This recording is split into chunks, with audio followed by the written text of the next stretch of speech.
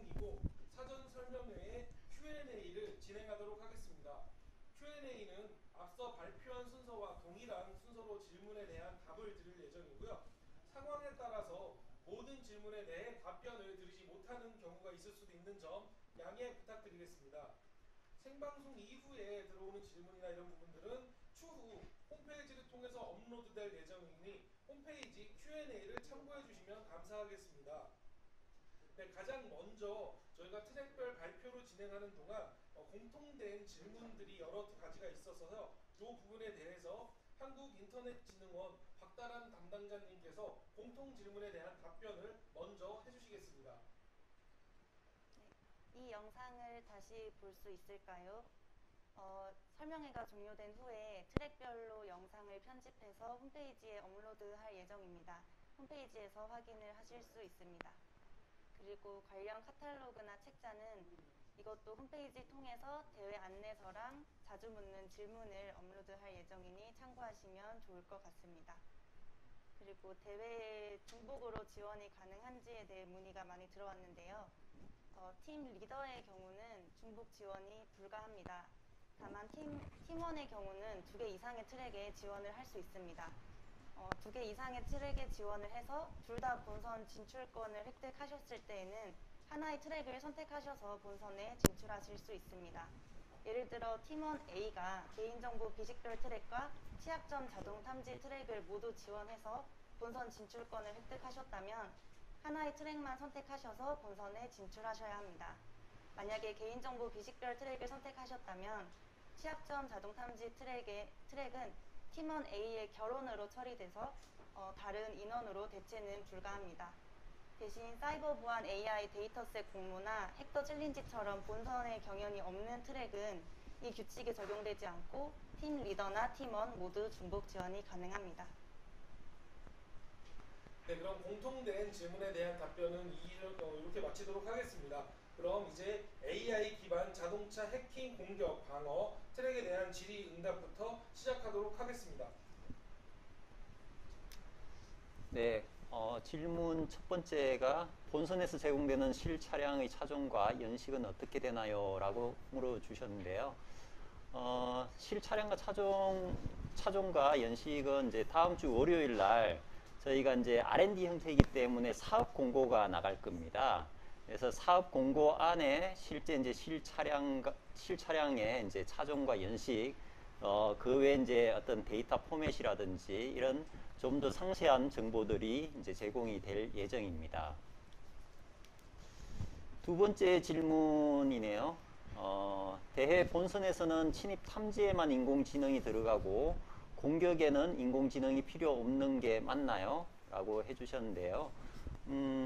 침입 탐지에는 당연히 이제 인공지능 기반으로 해서 이제 탐지가 들어가야 될 테고, 공격에는 뭐 인공지능이 들어가면은 좋겠지만 뭐 꼭 안 들어가도 무방은 할 것 같습니다. 여러 가지 형태의 어떤 공격 툴들을 이제 개발을 하셔서 실제 이제 공격을 진행을 해 주시면은 되겠습니다.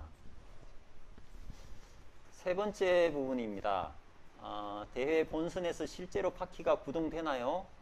아니면 수치만 실시간으로 볼 수 있는 건가요? 라고 해주셨는데요.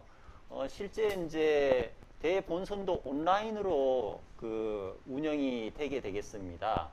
그래서 실제 이제 그 실차량은 준비가 되어 있지만 이걸 이제 직접 거기에 대해서 이제 공격을 하실 수는 없고 API 형태로 이제 공격 정보를 이제 제출을 해 주시는 형태로 되겠습니다. 그래서 실제 바퀴 구동은 되지 않고 이제 수치만 이제 어떤 그 정보만 실시간으로 이제 받아 보실 수 있겠습니다. 네 번째 부분입니다. 혹시 자동차 해킹에 참가하기 위해 면허증도 소지하고 있어야 하나요? 네, 면허증은 필요가 없습니다. 실제 이제 이 차량이 준비는 돼 있지만 그 차량을 운전하고 하실 필요는 없고 모든 이제 예선이나 본선 대회가 온라인으로 진행이 되기 때문에 면허증은 필요가 없습니다. 다섯 번째입니다. 본선에서 공격 도구는 자유롭게 사용해도 되나요? 부분인데요. 이게 이제 물리적으로 이제 공격 트래픽을 차량에 이제 주입할 수는 없습니다. 그래서 물리적인 어떤 공격 도구는 가능하지 않고, 다만 이제 소프트웨어적으로 공격 도구를 자유롭게 이제 사용을 하셔도 무방합니다. 여섯 번째 부분입니다. 사이트의 사전 설명회 발표 자료에 AI 보안 운영 트랙의 자동차 해킹 공격 방어 관련한 발표 자료가 없는 것으로 보입니다. 확인 부탁드립니다. 라고 하셨는데요. 이 부분은 이제 저희가 의도적으로 올리지는 않았습니다. 왜냐하면 이제 R&D 사업 공고문이 다음 주 월요일 날 나갈 거기 때문에 그 공고문 안에 공고문과 함께 그 발표 자료도 같이 나갈 예정입니다. 그래서 다음 주 월요일 날 어떤 사업 공고문과 함께 확인을 해주시면 좋겠습니다. 이상입니다. 네, 뭐 더 추가적으로 해주시고 싶으시거나 그런 건 없으실까요? 네, 뭐 추가적으로 말씀드릴 사항은 없는데, 이게 이제 저희가 이번 준비를 위해서 이제 실차량도 이제 구매를 했습니다. 실차량도 구매를 하고 여러 가지 이제 또 준비들을 많이 했으니까 또 많은 분들께서 좀 참가를 해 주셔서 같이 이제 경연을 해 주시면 감사하겠습니다. 네, 고맙습니다. 그럼 저희 이어서 AI 기반 악성 코드 탐지 트랙에 대한 질의 응답 시간을 갖도록 하겠습니다. 네, 저희 지금 앞에 계신 담당자분들께 한 가지 말씀드리고 싶은 게, 질의는 모니터를 보시고서 하시는 게 가장 원활하시겠지만, 아이돌 친구들처럼 답변을 하시거나 하실 때는 카메라를 딱 쳐다보시면 되게 예쁘게 나올 것 같습니다. 그래서 질의는 모니터에서 보시고 카메라는 응시하시고 그렇게 하시면 좋을 것 같습니다. 네, 그러면 이어서 두 번째 트랙 질의 진행하도록 하겠습니다. 네, 질의 답변 드리겠습니다. 첫 번째 질의가 이제 P 파일 이외의 파일들이 출제되나요? 라고 질문하셨는데요. 올해 이번 대회는 T 파일 형태만 출제된다고 보시면 될 것 같습니다. 네, 그리고 두 번째 안티머신 러닝에 대한 자료를 혹시 볼 수 있을까요? 네, 이거 관련해서 자료 올려드리겠습니다. 작년에 위닝 솔루션이 공개가 되어 있는데 그 링크를 제가 올려드리도록 하겠습니다. 그리고 세 번째, 쿠쿠 샌드박스 같은 동적 샌드박스를 활용해도 되나요? 네, 가능합니다. 근데 동적 분석 결과를 피처로 활용하실 경우에 정확도는 높아지겠지만 이게 현장에서 오류가 많이 나더라고요. 그래서 그걸 좀 완벽하게 보완을 하셔서 이제 현장으로 가지고 오시면 더 좋을 것 같습니다. 네, 사용 가능하고요. 네 번째, 권역 선택, 지역 예선 선택하는 부분 질문 주셨는데, 저기서 권역 선택은 본인이 거주하고 있는 권역을 선택하는 게 아니고요. 원하는 권역을 선택해서 예선에 참여하시면 됩니다. 그러니까 일반 오디션 프로그램 같은 거 보시면 뭐 자기가 사는 지역이 아니더라도 그 지역에 예선에 신청을 해가지고 거기서 대회를 치르잖아요. 그런 것처럼 본인 거주 지역에 상관없이 한 개 권역을 선택해서 예선을 진행해 주시면 됩니다. 다섯 번째, 외부 데이터셋 사용할 경우에 공신력 있는 기관에서 발행한 데이터셋만 사용 가능한 아닙니다. 그냥 원하시는 외부 데이터셋 다 사용하셔도 됩니다. 6번도 첫 번째 질문이랑 동일한 non-PE 형태의 데이터셋은 포함되어 있지 않습니다. 본선 같은 경우, 마지막 질문이 본선 같은 경우 어느 정도의 시간이 주어지나요? 라고 질문하셨는데요. 다른 트랙과 달리 이제 악성코드 탐지 트랙은 하루에 진행이 될 거고 별도의 발표 평가가 없습니다. 그래서 시간을 좀 타이트하게 가져가야 되는데요. 저희가 지금 생각하는 거는 한 10시부터 오후 7시 정도까지 지금 생각을 하고 있습니다. 그래서 그 점 참고해서 하시면 될 것 같고요. 정확한 시간은 저희가 대회 예선이 끝나는 대로 다시 본선 공지 때 한번 안내 드리도록 하겠습니다. 네, 저희 이제 질의에 대한 부분은 다 마무리가 됐는데, 지금 준비하신 내용들에 대해서 조금 더 전달을 해주시고 싶다거나 아니면 많이 참여해 주세요라고 홍보하실 수 있을 만한 있으시면 지금 여기서 말씀해 주시면은 참가자분들의 의욕이 더 불타오를 수도 있을 것 같습니다. 이제 뭐 악성 코드 탐지 트랙 같은 경우는 항상 이제 많이들 신청을 해주셨는데 좀 서울 경기 쪽에 많이 몰리는 경향이 되게 많았습니다. 작년 같은 경우도 서울 경기 쪽에 너무 많은 팀들이 참여를 했었는데 올해는 온라인으로 지금 일부 권역이 진행이 되고 좀 분산을 저희가 시키려고 많이 노력을 했습니다. 그래서 서울, 경기 쪽 말고 다른 지역 권역들을 많이 참가해 주시면 좋으실 것 같고요. 작년에 문제에서 이제 문서 포맷이나 아니면 넌 PE 파일들이 많이 포함이 되다 보니까 좀 문제가 어려웠다. 그 다음에 난이도 조절이 조금 어려웠다라는 얘기들이 많았는데 올해는 PE 형태의 파일들만 포함한 만큼 많은 분들이 참여하셔서 좋은 성적 거두셨으면 좋을 것 같습니다. 네, 이상입니다. 네, 다음으로는 AI 기반 취약점 자동 탐지 트랙에 대한 질의응답 시간을 갖도록 하겠습니다. 네, 상대 서버와 본인 서버의 바이너리가 상이하다고 하셨는데 상대 서버의 바이너리를 획득하여 분석할 수 있나요? 네, 상대 서버의 바이너리를 획득하셔서 분석을 하실 수 있고 공격해서 키 파일을 제출하실 수 있는데 이 모든 과정은 사람의 개입 없이 개발하신 시스템이 자동으로 이루어져야 합니다.